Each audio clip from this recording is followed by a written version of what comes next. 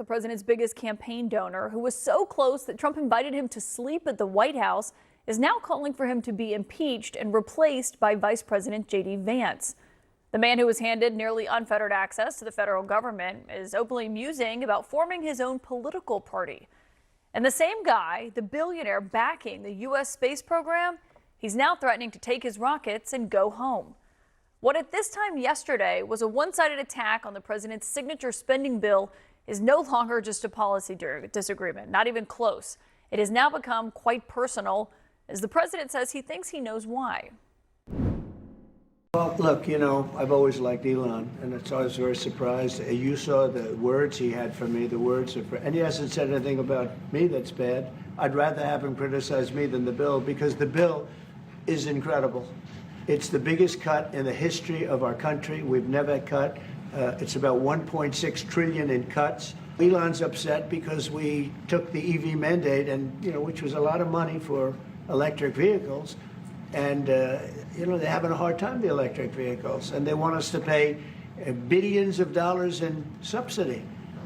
And Elon knew this from the beginning.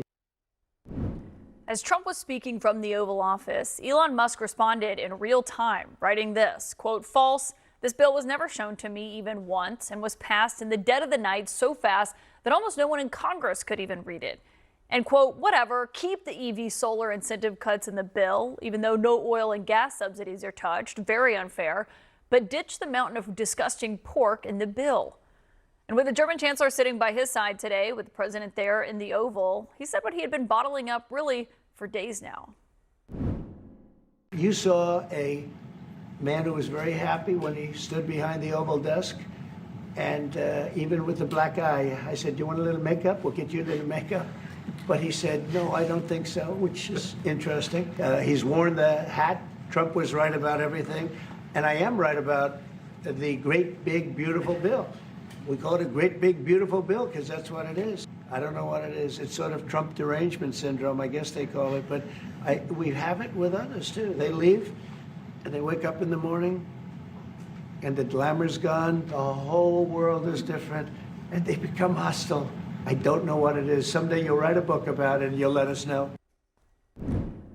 Not to be outdone, Musk posted in response to that, quote, "Without me, Trump would have lost the election, Dems would control the House, and Republicans in the Senate would be 51 to 49. Such ingratitude," he added. As the White House was scrambling to react to all of this as it was playing out in real time today, with aides now forced to attack the person they have been defending for months in front of the cameras. Look at this. You can still see the imprint of Musk on the White House, that red Tesla that the president bought from him. Our Jay McMichael shot this. It was still sitting right outside the West Wing, parked on West Exec. He's a great patriot, and he's also done an incredible job with Tesla. And I mean, nobody else has a car company started up in the last 30 years that's been successful. I don't think so. I love Tesla.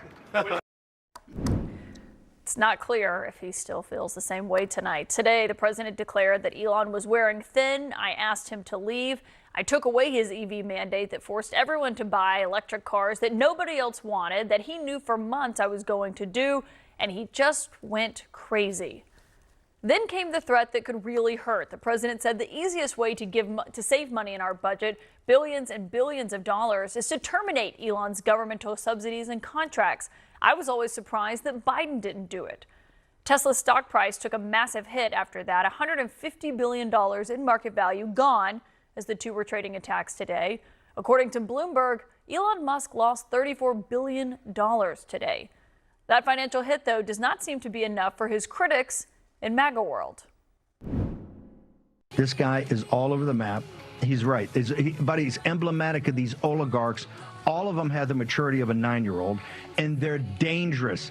They're dangerous not just to the president of the United States. More importantly, they're dangerous to this republic and the citizens of this constitutional republic.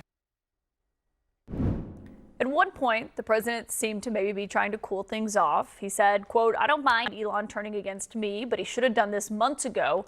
And I'm told that allies of both the president and Musk were kind of caught in the middle of all of this today. They were quietly and delicately trying to broker peace between the two men behind the scenes.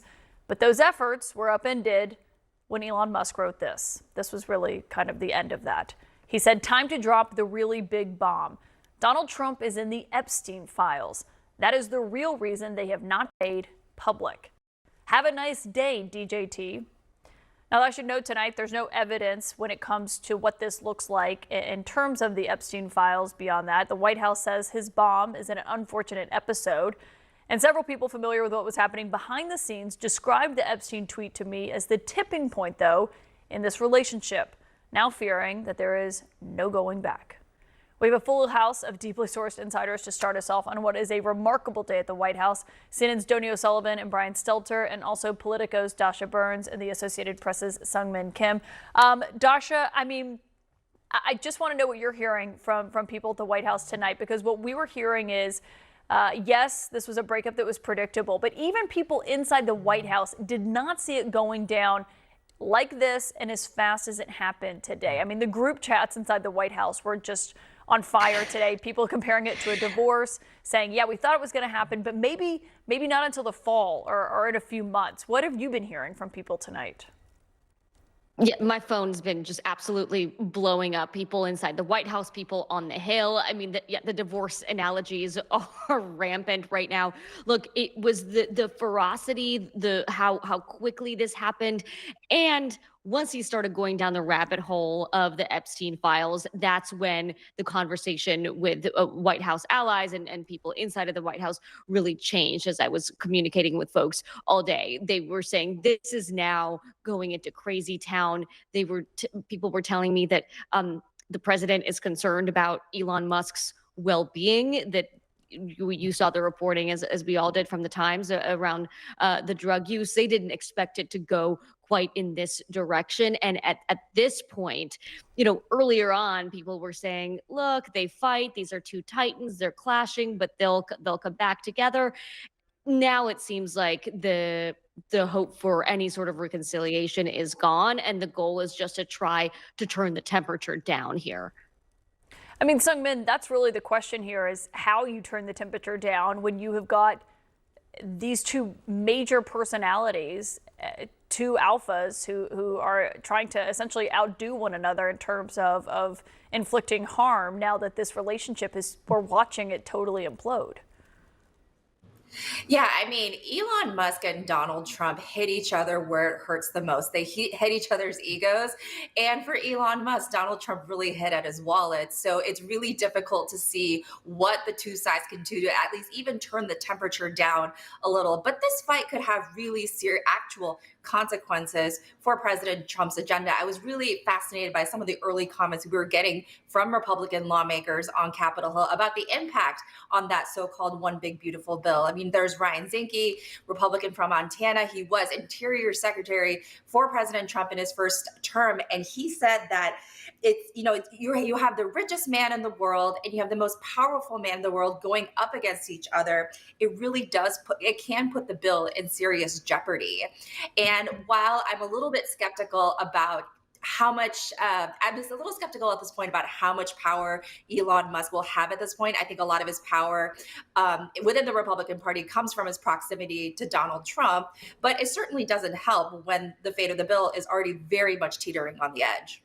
Yeah, and Donnie, when it started out just, this policy fight on what was happening on Capitol Hill. Obviously, anyone who crosses Trump should expect to face his wrath. It was actually surprising how long he took to respond to Elon Musk. But on the Epstein files, I think just to properly convey to people who may not be on Twitter as much as you and I are, it is the lowest of the low insults to say to someone in right-wing media or the right-wing atmosphere, oh, you're in the Epstein files. Yes, that really is, that is the kryptonite here. And maybe why Trump finally responded, right?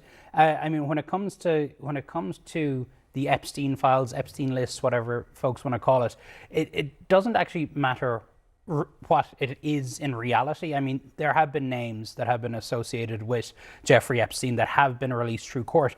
Trump's name came out in documents last year, but there was absolutely no accusation of wrongdoing on Trump's part whatsoever. But his name was as somebody who knew Epstein. What is most important, though, is what people in the MAGAverse imagine what this list is to be, right? And this, they imagine, is a list of all the bad people who went to Epstein's Island and who, abused young women and did other criminal things. And what people also believe is that that list is made up of Trump's enemies normally, right? We see there's been many versions of this list that have circulated online. They did this to themselves because it was the Trump orbit that amplified the conspiracy theories about Jeffrey Epstein's list and who was on it and what it meant about those people. And so for Elon Musk to say that is why that kind of takes this to this other level. It doesn't mean anything. It doesn't mean that there was wrongdoing. We don't know that. No. But there was already pictures of Trump and Jeffrey Epstein together. We knew he was a member at Mar-a-Lago and then was removed from the club. But it was kind of the right turning on the right here. 100%. And there is going to be a situation now where people have to choose sides, right? GOP lawmakers are already asking themselves, am I choosing Trump or Musk? I'm sure most of them will choose Trump.